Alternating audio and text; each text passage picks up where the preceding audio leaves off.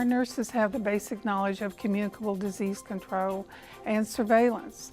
And so if someone was to present in the clinic and we have a suspect of possibly Ebola specifically, the first thing that must be established is history. We have to know if this individual has had direct contact with someone who is infected with Ebola and that person has had symptoms of Ebola.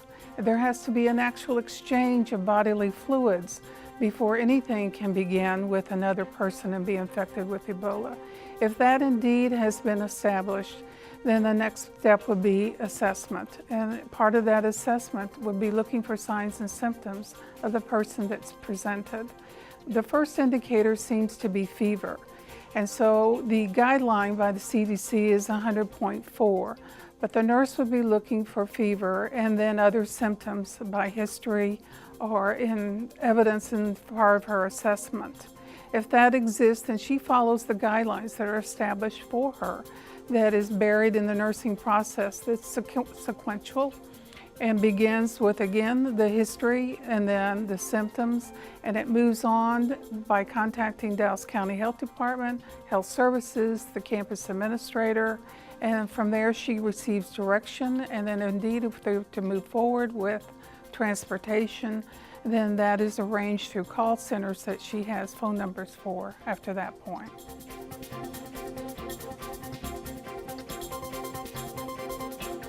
We're into the flu season. We're actually at the beginning. It'll peak a little bit later in the year, but what is also on the scene is the enterovirus D68, as well, of course, as Ebola in our community. The nurse, as part of her assessment, again, would need to determine exactly what's going on with this individual.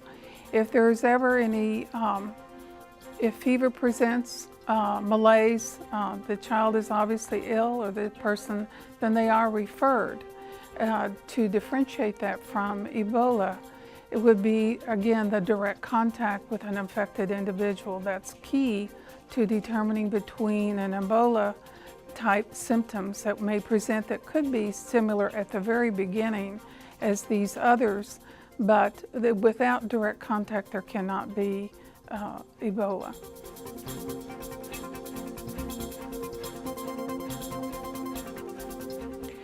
Our nurses have what we call PPE, it's personal protective equipment. That consists of gowns, masks, gloves, and eye protection. This has been part of our normal equipment that we have in a school clinic. A lot of it has been kept in our disaster kits so that we can take it with us if that situation occurs.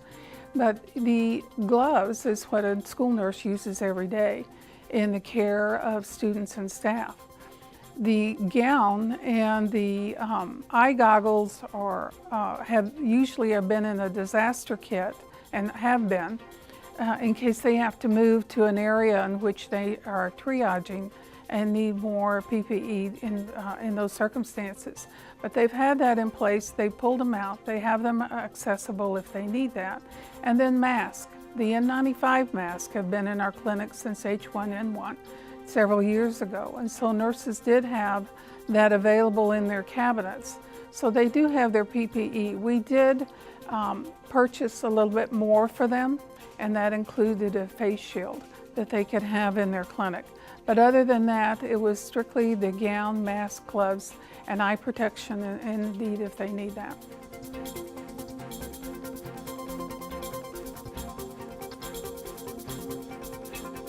Really, it falls back into, again, communicable disease, the traditional hand washing, hand sanitizer that you do as far as any type of disease prevention.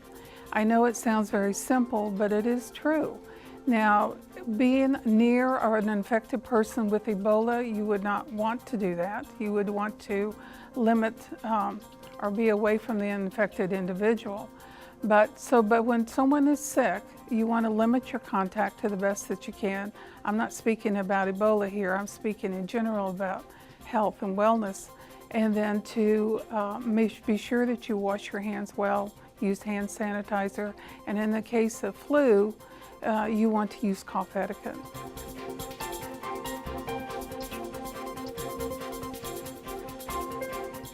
Nurses are already in that mode of education when it comes to students and staff. In this case, they had to learn quickly about Ebola specifically because this was unique. This is an exotic disease, something we were not necessarily looking for before.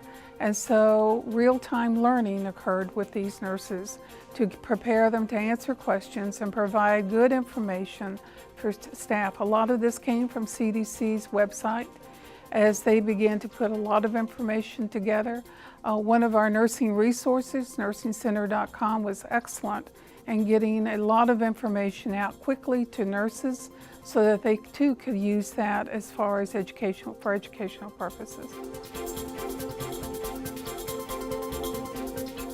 It's important to remember as students or staff are at home for 21 days, if they are under observation, that when they do return to work and school, that we receive them openly without any reservation. These people have been under observation, have shown that they are not in any way infected with the Ebola virus, and that they are ready to come back to work and school.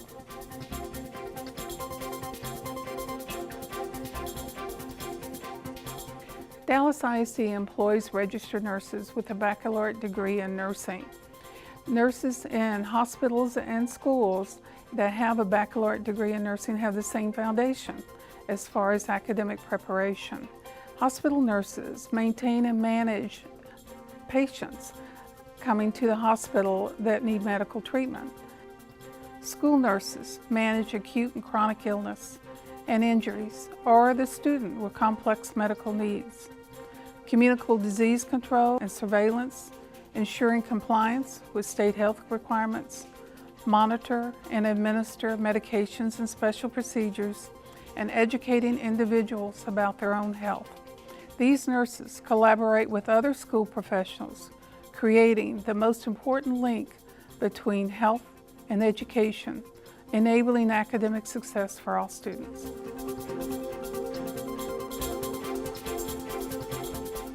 At this point in time in our community where we are focused on Ebola, certainly communicable disease and surveillance always comes to the top.